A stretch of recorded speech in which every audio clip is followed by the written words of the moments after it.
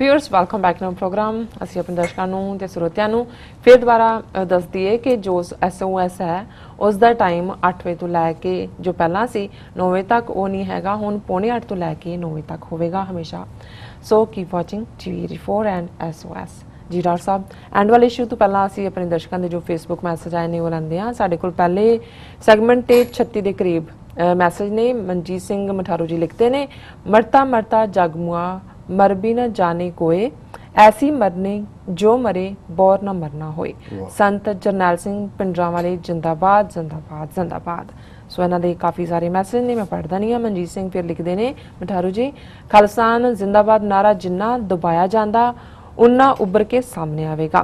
बिल्कुल सही है कि दुश्मन बहुत ही चलाक है, सारे जालम पिछे छड़ दिते ने। वाहिगुरू जी का खालसा, वाहिगुरू जी की मठारू साहब तुहाडा बहुत बहुत शुक्रिया, तुसीं सानू बहुत हौसला दिंदे हो, बहुत मेहरबानी। इसे तरह ही साडे कोल दूसरे सैगमेंट ते भी काफ़ी सारे मैसेज ने। पहले तो वीर गुरदीप सिंह कमलजीत पंडाल सैंडिएगो तो बहुत बहुत शुक्रिया जी। फयाज अहमद महराज, कुलदीप सिंह, सुखदेव सिंह, बहुत सारे, नेमत खान, दरबारा सिंह सिद्धू, सब का बहुत बहुत शुक्रिया। दूसरे सैगमेंट वाले हाँ जी। भुपिंदर सिंह जी फिर लिखते हैं सानू, डॉक्टर साहब हुण इजराइल का ना आ रहा है घल्लूकारे च शमूलीयत की भावें असिद्धे तौर पर नहीं। जदों जे कमांडो ट्रेंड किए ने मौसाद ने, फिर असिद्धे नहीं, फिर तो सीधे तौर के उत्ते उन्होंने पता है भी किस काम लिए ट्रेंड कर रहे हैं, क्योंकि ट्रेंड मॉडल रख के दरबार साहब का बना के और उन्होंने ਜ਼ਾਹਰ है कि उन्होंने इजराइल पार्टी है इस सारे दे। बिल्कुल। अमनदीप सिंह लिखते ने, इकल्ले तां कर नहीं सकते बामण। हाँ बिल्कुल बिल्कुल। और उन्होंने ये भी किया, कला ये नहीं है भी शायद इन्हों की इनवॉल्वमेंट च सी कि कोई इंटरनेशनल ओपोजिशन ना हो, सारे के मूँह बंद कर दिते, किसी को पैसे दे के ट्रेनिंग, किसी को डिप्लोमैटिक रैकगनिशन का किया होएगा। सोवियत यूनियन का वैसे ही इंटरस्ट सी, हड़पना चाहता सी इन्हों भी जी। इन्होंने फिर दोबारा मैसेज है, हुण अपनी ताकत दिखावो, कित्थे तक जोर लाया किन्ना कौमां ने, पर हाले भी वाहिगुरू दी कृपा। हाँ ये कोई शक नहीं। असी 18वीं सदी जदों असी कुछ हज़ार सी, असी इक्को वेले मुगलों के नाल भी तो दरा खैबर तो पार आने वाले धाड़वियां नाल भी इक्को वेले टक्कर लई है, कोई गल नहीं है।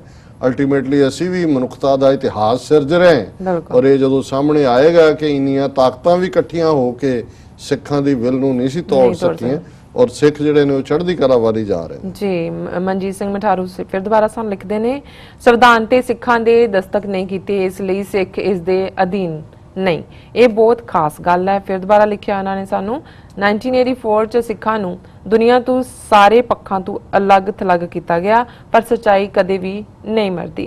खालसा जिंदाबाद तू जंग जारी रहेगी जब तक ये हकीकत विच नहीं बन जाता। खालसा जिंदाबाद।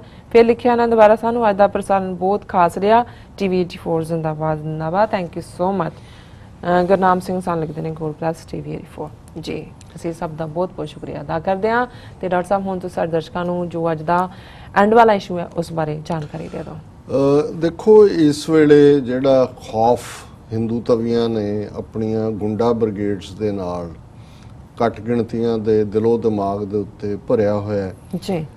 ਉਹ 200 ਮਿਲੀਅਨ ਮੁਸਲਮਾਨ ਹੋਣ, 100 मिलियन तो ज़्यादा दलित हों, 30 मिलियन तो ज़्यादा ईसाई हों, 30 मिलियन सिख भावें दुनिया भर च ने। अज भारत दे विच कल्ले पंजाब, यूपी, राजस्थान, बिहार च ही नहीं, जो कुछ मेघालय दे विच चल रहा है, भावें ठीक है कि उत्थे एक डिफरेंट सिचुएशन है, मेजोरिटी 70% जां जिहड़ा खासी ट्राइब जिहड़े हमलावर ने और जिहड़े उत्थों सिखां नूं उस प्राइम लैंड तो बेदखल करना चाहुंदे ने, उत्थे वखरे इशू ने।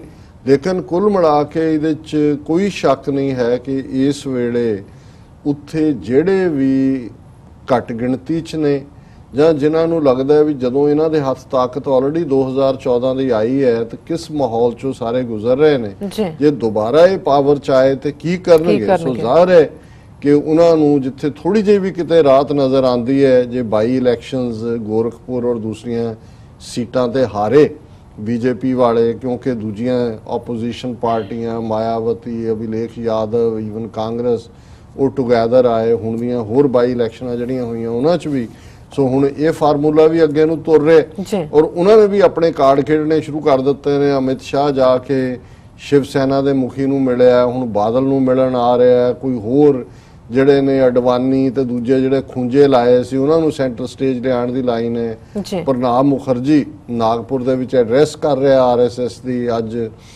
ਇੱਥੇ 6 ਜੂਨ ਹੈ, 7 ਨੂੰ ਨੇ ਉੱਥੇ ਸਵੇਰ ਹੋਏਗੀ ਕੱਲ। ਹਾਲਾਂਕਿ ਉਹਦੀ ਡਾਟਰ ਜਿਹੜੀ ਐਮਪੀ ਹੈ ਕਾਂਗਰਸ, ਉਹਨੇ ਆਪਣੇ ਪਿਓ ਨੂੰ ਹੀ ਕੰਡੈਮ ਕੀਤਾ, ਪਰ ਇਸ ਵੇਲੇ ਸਾਰੇ ਹੀ ਆਪੋ ਆਪਣੇ ਕਾਰਡ ਖੇਡ ਰਹੇ ਨੇ। ਔਰ ਇਸ ਮਾਹੌਲ ਦੇ ਵਿੱਚ ਆਲਰੇਡੀ ਕਿਉਂਕਿ ਕ੍ਰਿਸਚੀਅਨ ਜਿਹੜੀ ਮਾਈਨੋਰਿਟੀ ਹੈ ਭਾਰਤ ਦੇ ਵਿੱਚ, ਉਹਨਾਂ ਦੀ ਔਰ ਖਾਸ ਤੌਰ ਤੇ ਜਿਹੜੇ ਜਿਨ੍ਹਾਂ ਦੀ ਪੂਰੀ ਇੱਕ ਹਿਆਰਕੀ ਹੈ, ਜਿਨ੍ਹਾਂ ਦੇ ਵਿੱਚ ਜਿਹੜੇ ਵੈਟੀਕਨ ਨਾਲ ਸੰਬੰਧਿਤ ਨੇ, ਉਹਨਾਂ ਦੀਆਂ ਆਪਣੀਆਂ ਡਾਇਓਸੀਜ਼ ਨੇ, ਉਹਨਾਂ ਦੇ ਆਰਚ ਬਿਸ਼ਪ ਜਿਹਨੂੰ ਕਹਿੰਦੇ ਨੇ, ਉਹਨਾਂ ਦੀ ਕਮਾਂਡ ਦੇ ਥੱਲੇ ਲੋਕਲ ਚਰਚ ਹੁੰਦੇ ਨੇ। ਅਲਟੀਮੇਟਲੀ ਸਾਰੇ ਇਹ ਵੈਟੀਕਨ ਦੇ ਨਾਲ ਸੰਬੰਧਿਤ ਨੇ। ਵੈਟੀਕਨ ਦੀਆਂ ਆਪਣੀਆਂ ਐਮਬੈਸੀਆਂ ਨੇ ਮੁਲਕਾਂ ਦੇ ਵਿੱਚ, ਯੂਐਨ ਦੇ ਵਿੱਚ ਵੀ ਉਹਨਾਂ ਦਾ ਮਿਸ਼ਨ ਹੈ, ਉਹਨੂੰ ਹੋਲੀ ਸੀ ਮਿਸ਼ਨ ਕਹਿੰਦੇ ਨੇ।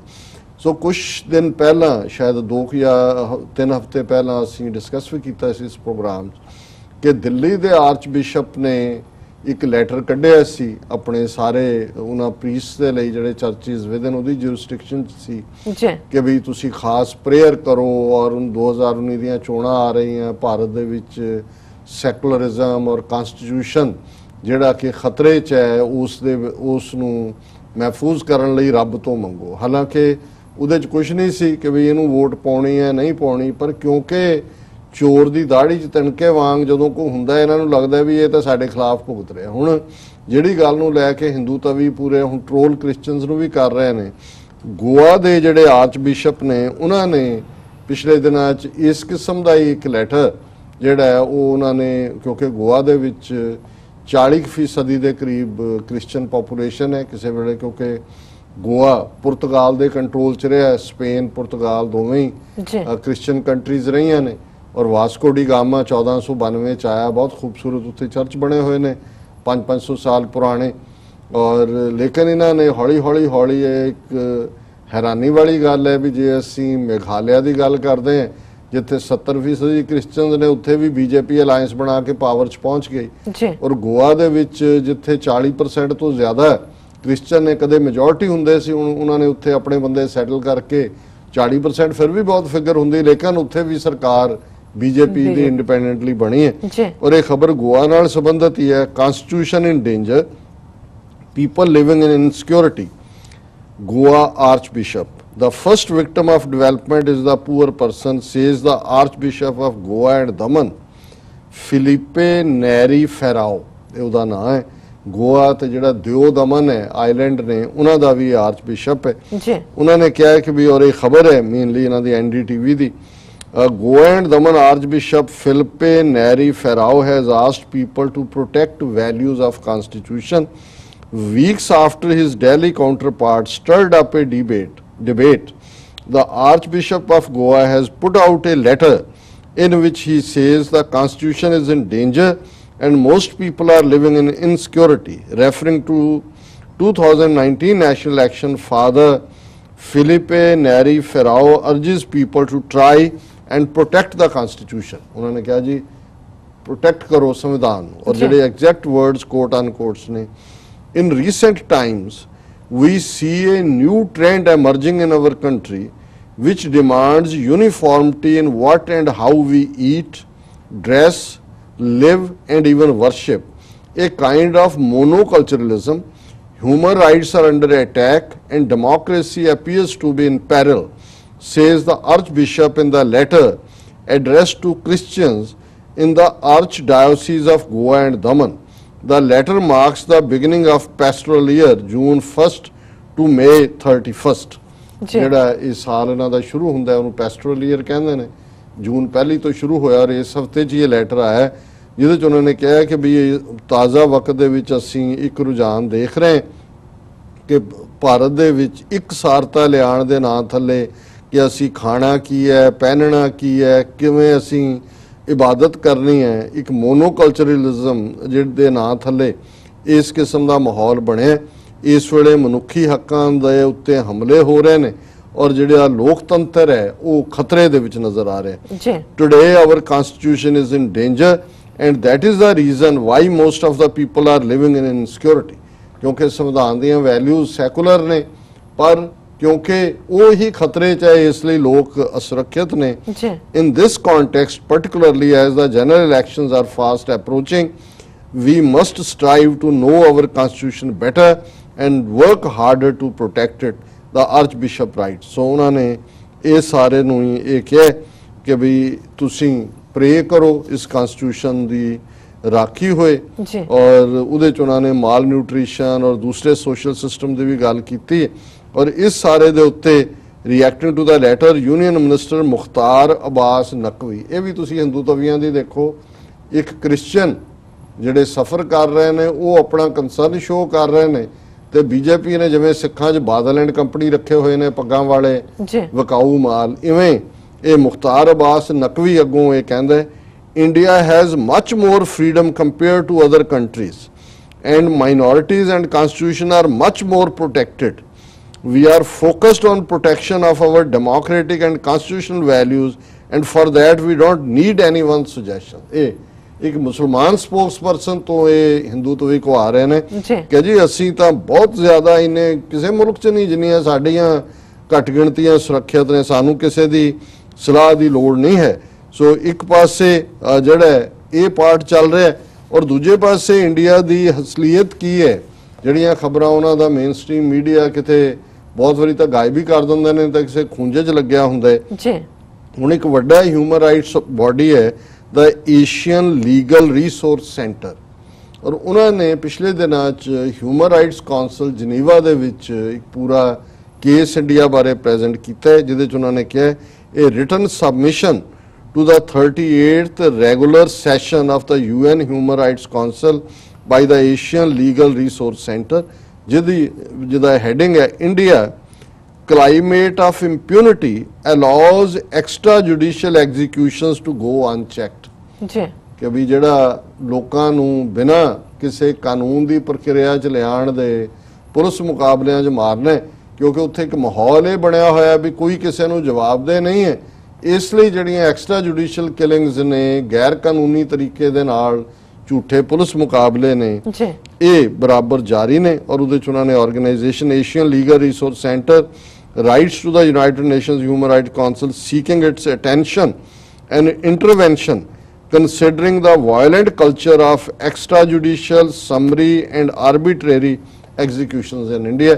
उन्होंने UN नूं कहा ह्यूमन राइट काउंसिल नूं कि जी तुसीं इंटरवीन करो, उत्थे झूठे पुलिस मुकाबले और इस किस्म दीयां किलिंग्स हो रही हैं। The violent climate operating in India is allowed to flourish to the lack of accountability and encouragement of impunity for security forces and police officials that carry out these executions। क्योंकि जेडे security वाले पुलिसिए फौजी किते special arms power act लगा हुआ है, किते police मन मर्जियां कर रही है, जिन्हों मर्जी चुक लेंदे ने मार देंदे ने, कोई जवाबदेह नहीं, क्योंकि सैया भय कोतवाल तो डर काहे का ये माहौल है। The ALRC is deeply concerned with the breakdown of rule of law in many parts of the country, notably Uttar Pradesh, Manipur, Kashmir and others, both conflict zones and otherwise, where extrajudicial executions take place with an alarming regularity. These executions are often allowed to continue with state approval, making it state-sponsored crime the most difficult crimes to obtain justice for due to the veritable capture of public institutions। ये public institutions भी उन्होंने capture कीतियां हुई हैं, आप ही सरकार करवा रही है, और ये लंबी चौड़ी रिपोर्ट है, मैं आगे नहीं जावांगा। सो जाहिर है भी इस किस्म के भी ऑर्गेनाइजेशंस ने, जिवें एशियन लीगल रिसोर्स सेंटर है, जिहड़े ह्यूमन राइट्स काउंसिल तक भी पहुंच कर रहे हैं, पर कुल मिला के इस वेले जिवें उन्होंने कहा है कि एनवायरनमेंट ऑफ इंप्यूनिटी हुंदा है कि भी तुसी किसी नूं जवाबदेह नहीं, वो बनया होया है, इसलिए उन्हां दे कन्नां ते कोई जू नहीं सरकदी। जरा सा इतलाने ब्रेक व्यूअर्स दोस्तान इस तरह बने रहना, तुसी कंटिन्यू चलो ठीक है, ओके। आज दा विचार तो सर दर्शਕਾਂ ਨਾਲ ਸਾਂਝਾ ਕਰਦਾ। ਹਾਂਜੀ, क्योंकि जे हुण असी एक्सटेंशन अज दे विचार दे नाल थल्ले लई है जी, ते मेरा ख्याल है कि भी we should continue with it जी। और अज शब्द भी थोड़ा जिहा लंबा है, तीसरे पातशाह दा शब्द, क्योंकि असी रागां दे पैटर्न दे उत्ते ही शब्द विचार चुने, आसा राग ते असी विचार कर रहे हैं। आसा महला तीजा गुरु अमरदास जी दा शब्द है। ਨਿਰਤ ਕਰੇ ਬਹੁ ਵਾਜੇ ਵਜਾਏ, ਇਉ ਮਨ ਅੰਧਾ ਬੋਲਾ ਹੈ ਕਿਸ ਆਖ ਸੁਣਾਏ। ਅੰਤਰ ਲੋਭ ਭਰਮ ਅਨਲ ਵਾਓ, ਦੀਵਾ ਬਲੈ ਨਾ ਸੋਝੀ ਪਾਏ। ਗੁਰਮੁਖ ਭਗਤ ਘਟ ਚਾਨਣ ਹੋਏ, ਆਪ ਪਛਾਣ ਮਿਲੈ ਪ੍ਰਭ ਸੋਏ ਰਹਾਓ।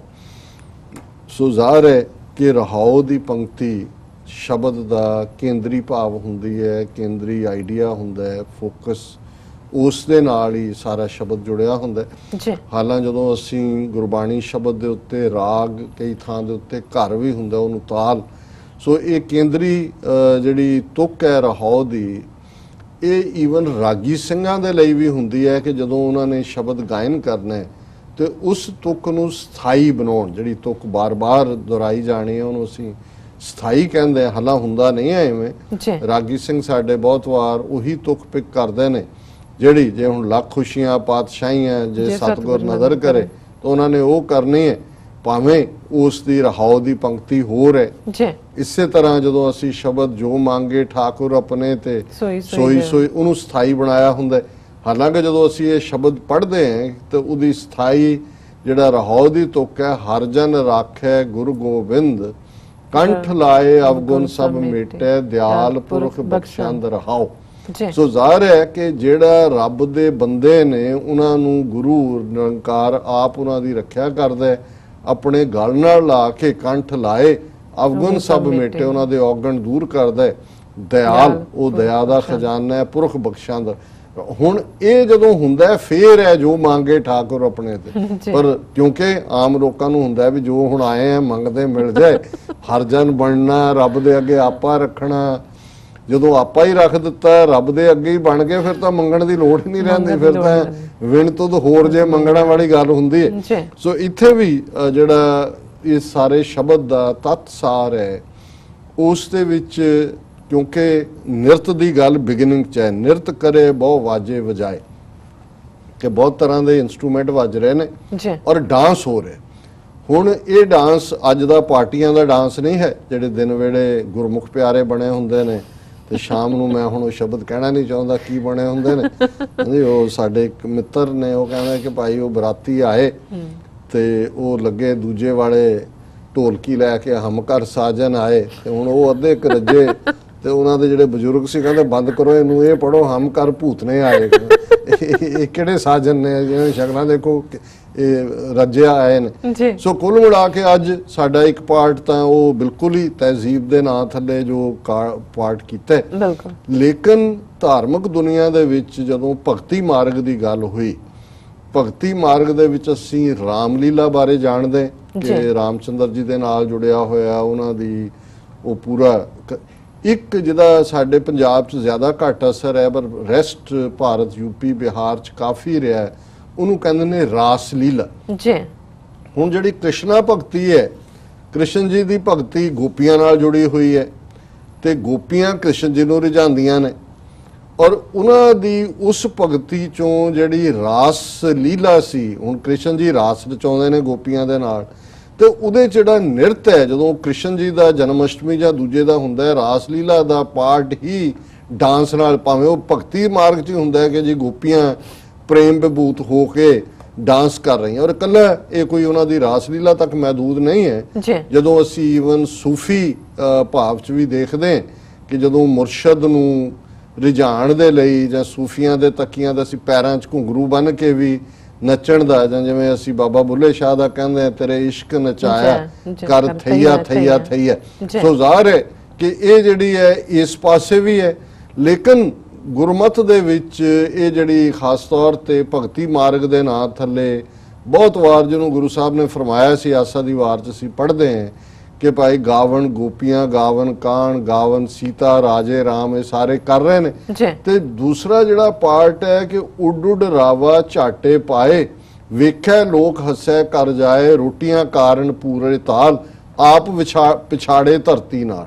ਹੁਣ ਉਹ ਜਦੋਂ ਨੱਚ ਰਹੇ ਨੇ, ਉਹ ਸਿਰ ਵੀ ਜਿਹੜਾ ਵਾਲ ਉਹ ਜ਼ਮੀਨ ਤੇ ਮਾਰ ਰਹੇ ਨੇ, ਗੁਰੂ ਸਾਹਿਬ ਕਹਿੰਦੇ ਨੇ ਸਭ ਰੋਟੀਆਂ ਕਾਰਨ ਪੂਰੇ ਤਾਲ। ਇਹ ਜਿਹੜਾ ਲੋਕਾਂ ਨੂੰ ਠੀਕ ਹੈ, ਚੰਗਾ ਲੱਗਦਾ ਹੈ, ਘਰ ਜਾ ਕੇ ਲੋਕ ਹੱਸਦੇ ਨੇ, पर उड रावा झाटे पाए, झाटे सिर दे विच घट्टा पै रहा और उदों कोई स्टेडियम तो नहीं सी जिन्हां च बह के नच्चण वाला सी, आम सड़कां ते लोकां दा मनोरंजन भी सी ते वो अपने वल्लों सी जी असीं प्रेमा भगती कर रहे हैं। सो गुरु साहबान ने उस पार्ट नूं जिहदे च कि रूहानी दुनिया दे विच इस डांस दी सैंक्शन मिली हुई सी और वो अपनियां मनमर्जियां करदे सी, उस नूं टारगेट करके पहली बिगनिंग शब्द दी कीती, पर हाउ दी तो कीती गुरमुख भगत घट चानण होए कि गुरमुख वो है जिस दी बंदगी जिस दी इबादत दे नाल रब त्रुठदा है, रब मेहर करदा है, घट चानण होए, उस दे दिल दे अंदर चानण हुंदा है, नूर हुंदा है,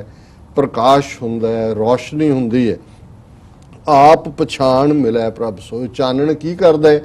मन तू जोत स्वरूप है, अपना मूल पछाण। सब तो पहला तो अपनी पछाण है। बहुत वारी तो असी सारी उम्र लंघ जाती है, पता ही नहीं है भी जिंदगी का मनोरथ की है, इधरों धक्का वजया, उधर चले गए, उधरों इधर हो गया, फिर कहांगे जी काहदा जी झमेलियां च ही लंघ गया।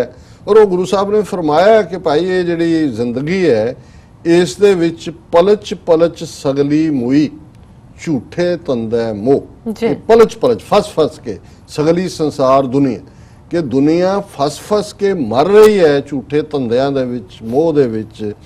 आप पछाण मिलै प्रभ सोए कि भी अपनी पछाण करनी और घट चानण होए, ये सेंट्रल नुकता है। और हुण उस दी बिगनिंग है शब्द दी, निरत करे बहु वाजे वजाए कि ये अड अड तरीकों दे नाल अपनी भगती का इजहार करते हैं, डांस करते हैं, अड अड इंस्ट्रूमेंट वजाते हैं।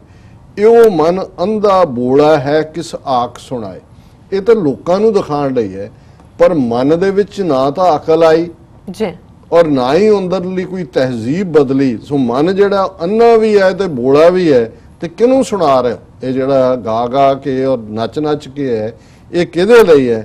अंतर लोभ भरम अनल वाओ, अनल कहते ने अग नूं कि अंदर की है, लोभ भी है, उस तरह ग्रीड भरी हुई है, भरम है, ड्यूअलिटी है, कोई मन दे विच स्पष्टता नहीं है। अनल वाओ, अंदर तृष्णा दी अग साड़ रही है चार चफेरियों। दीवा बलै ना सोझी पाए, भी अंदर कोई चानण तो है नहीं, रब दी याद है, सोझी आनी कित्थों है? गुरमुख भगत घट चानण होए, गुरमुख भगती दे रस्ते ते तुर के अंदर उस ते चानण हुंदा है। आप पछाण मिलै प्रभ सोए रहाओ, वो अपने आप नूं पछाणदा है, उस नूं वाहिगुरू दे नाल मिलाप हुंदा है।